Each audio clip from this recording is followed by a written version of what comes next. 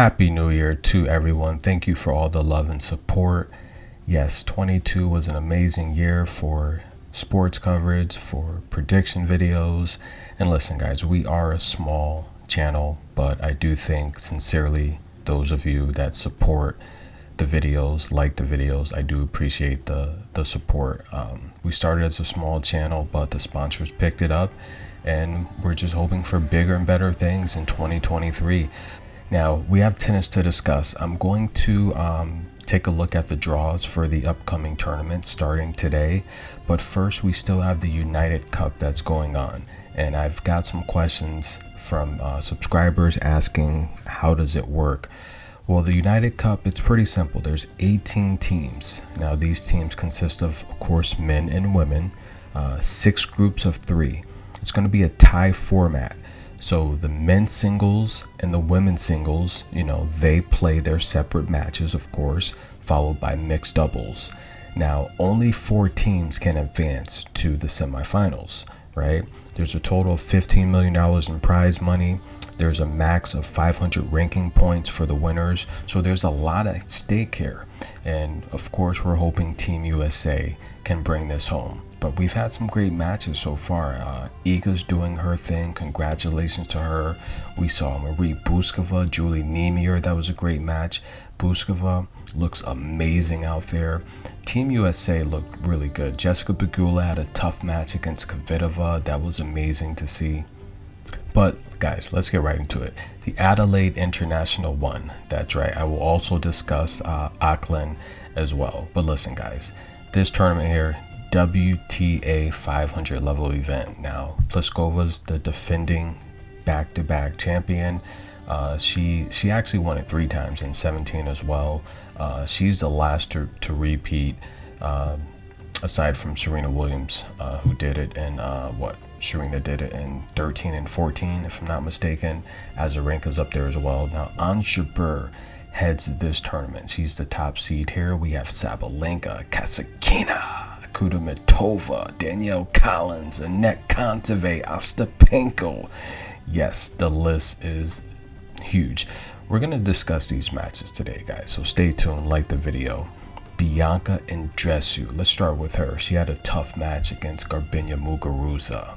And look, I've said it several times, I don't know what's wrong with Garbiñe Muguruza. She won the first set 6-love. She gave Bianca a bagel, and it looked like she was in control of this match. She had a chance to end it in the second set. Bianca would force a tiebreak, and look, Garbiñe, she hasn't been that active. The third set was brutal. Bianca pretty much reciprocated what Garbiñe did to her in the first set. Unbelievable. I'm happy for Bianca, but listen, this draw is tough. This is a 500 level event, 470 points up for grabs, 6 figures in prize money for the winner. Listen, what about Kanepi and Sasnovich? Okay, this was a 50-50 match. Now, the Bianca match, she was actually the favorite over Garbiñe Muguruza, which rightfully so. Garbiñe hasn't been active, but this match was a pick'em. My pick was Kanepi all the way. I've said it time and time again. Sasnovich struggles against stronger opponents. She doesn't have the strength to baseline with the stronger opponents. That's her only problem. She doesn't have the strength. And Kanepi's just a bad matchup, so I had Kanepi winning that as a pick'em. But guys, let's get into the draw. Stay tuned. If you haven't liked the video so far, like the video. Now let's get into it. This match is going to be a great match. We have Ludmila Samsonova from the Federation. She's taking on ZHANG from China. Now, these two ladies have played one time in the past, and it didn't go well for ZHANG. Now, Samsonova, look, you guys follow the channel. I think she's one of my favorite players. She's one of the more consistent players on tour. She's the world's ranked 20th player. ZHANG is ranked 25th in the nation. They played last year at Tokyo, where the first set went to a tie break, and Samsonova just pulled away in the second set with the double break. This is the type of matchup where the reality here is Samsonova is going to lean on her serving ability, her consistency with her shot making ability, just being more consistent, less mistakes. ZHANG, on the other hand, look, she's aggressive, she's athletic, she's fit. This is the type of matchup where I think that ZHANG, she's been active lately, playing a lot of the 125K challengers, but she hasn't looked good in those events. She's coming off of a 39 win season, 39 wins, 31 losses, and Samsonova only 30-17, but she did turn it up on the American leg of the tour, winning DC and also what was that, Cleveland.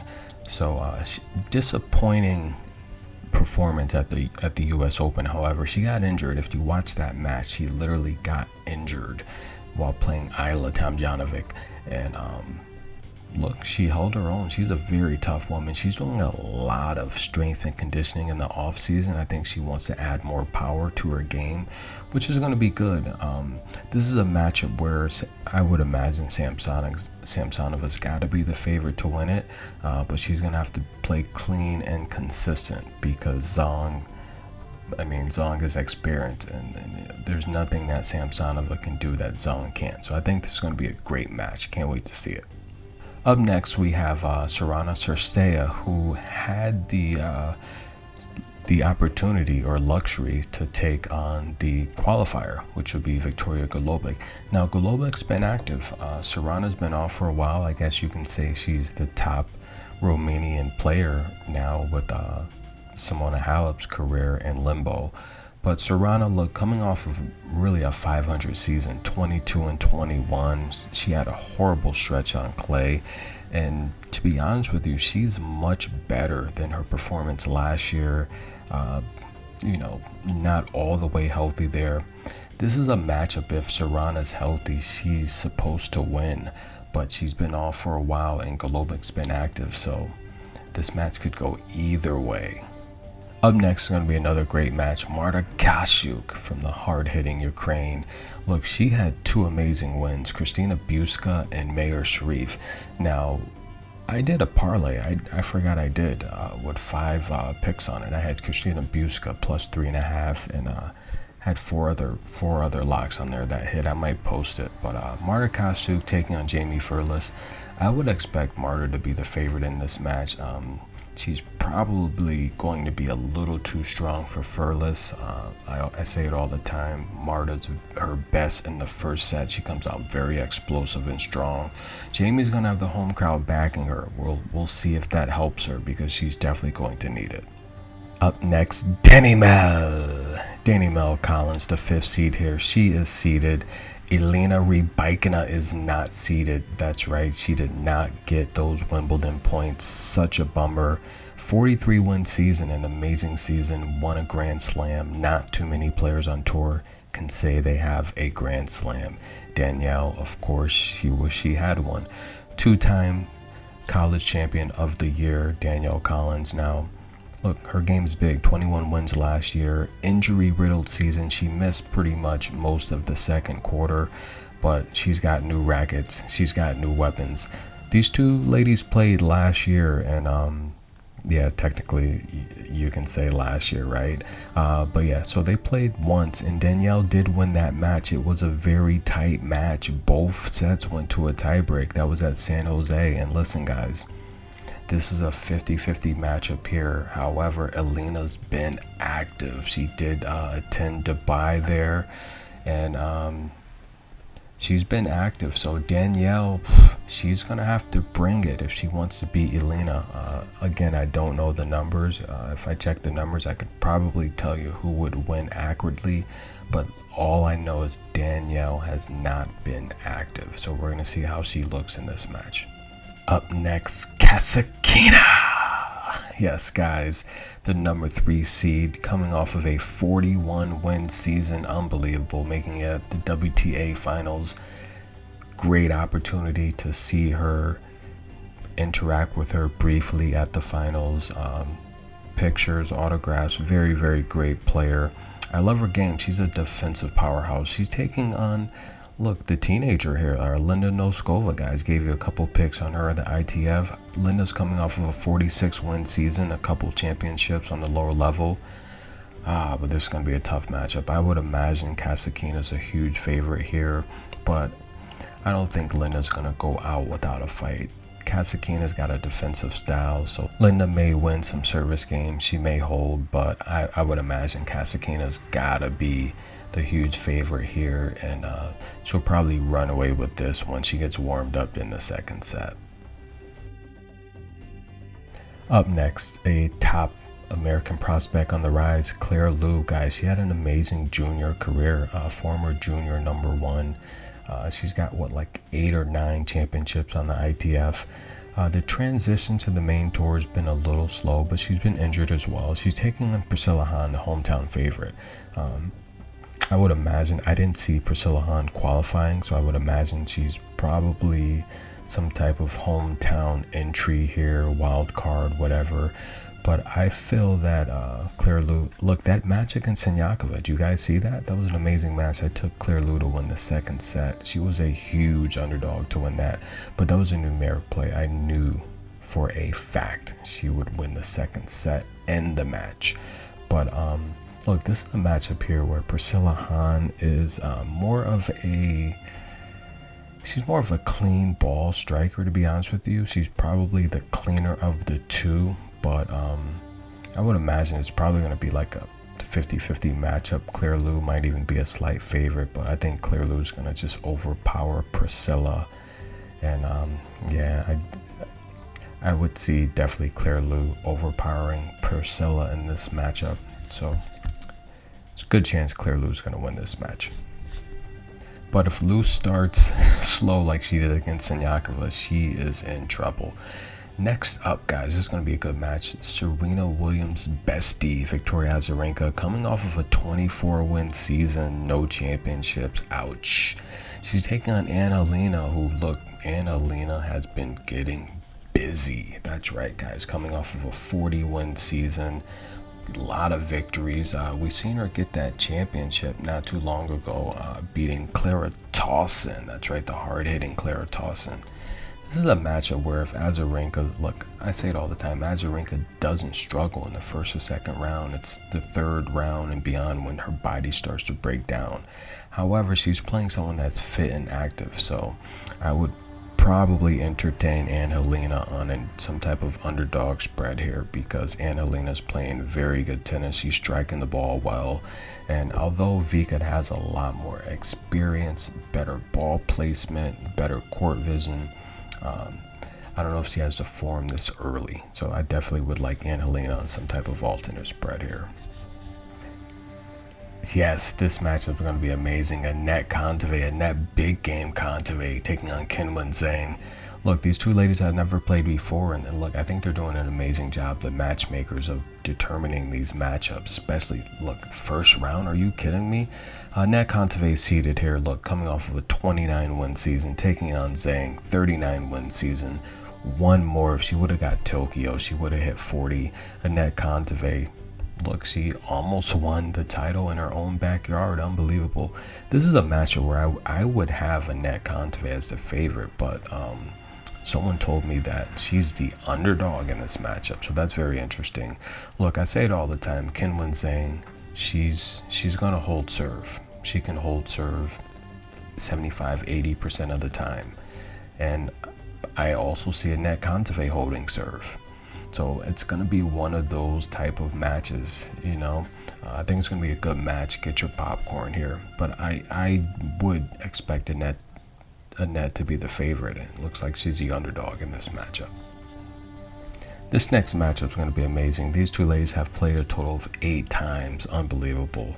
And look, these two ladies can really crack the ball. Both of them good servers, but both also make a lot of double faults. Pliskova owns a head-to-head 5-3. The last time they played was they played at Rome, and that was in 2021, where that match went over 3 sets as well. Actually, their last 2 matches both went 3 sets. Jelena, 34 wins last year, not too bad of a season, made a couple finals. Pliskova had the wrist injury, came back. I felt she came on really good at the United States portion of the tour. And look, this is a matchup here where I would expect it to be a 50-50 match. It could really go either way, but both of these ladies, I feel, are gonna get broken.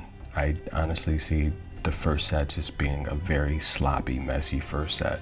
I think the second set you'll start to see the better player take control, but I expect a messy first set out of this match. I just get your popcorn. I just want to see a good match because Pliskova is more calm and relaxed, playing someone like Ostapenko that can lose her cool, throw a temper tantrum. That could be very interesting. Shelby Rogers and Big U. This match is going to be actually pretty interesting. You have a class of two different styles. You have Big U, who's the rally player, defensive player, and then you have Shelby Rogers, who has one of the best backhands, I think, on tour, especially with their new coach, Iga's former coach.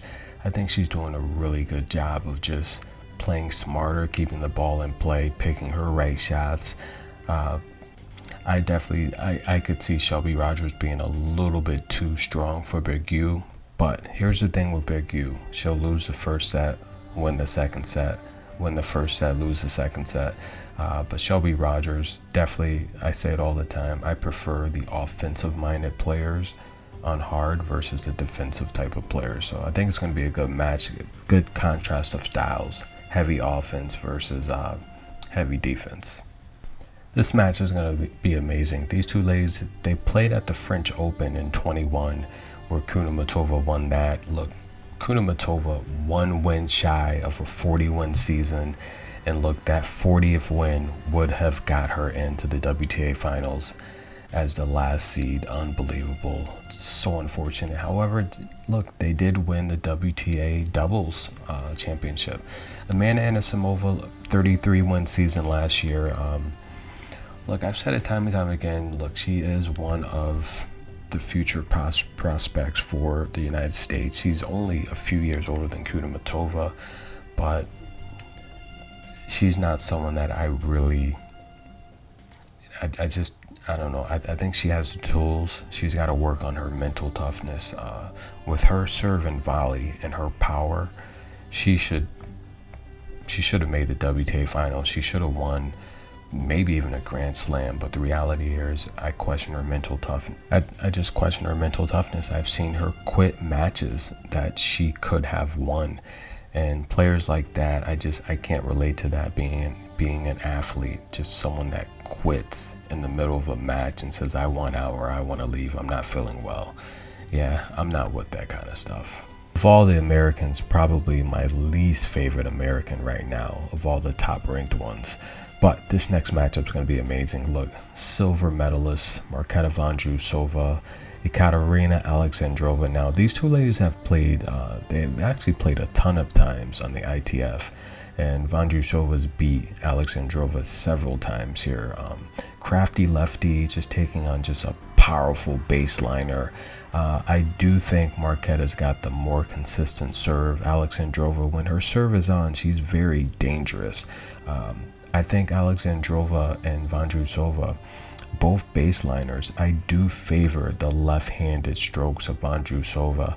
However, when Alexandrova's on, she can beat anyone. You saw her just blow Sabalenka off the court. She gave her a donut, right, if I'm not mistaken, to capture that championship.